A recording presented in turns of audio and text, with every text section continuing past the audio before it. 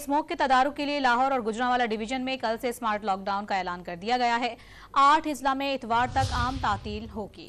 तालीमी इदारे, सरकारी और निजी दफातर, बैंक्स और मातहत अदालतें बंद रहेंगी। लाहौर से अदनान शेख की रिपोर्ट देखिए।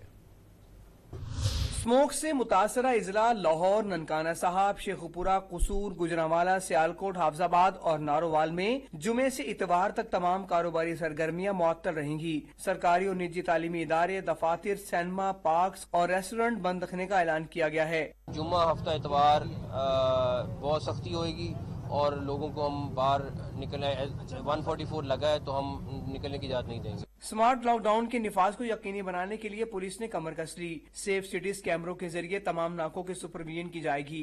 गाड़ियां नहीं चलनी यहाँ पर सड़कों पे लोगों ने अपने घरों में रहना है।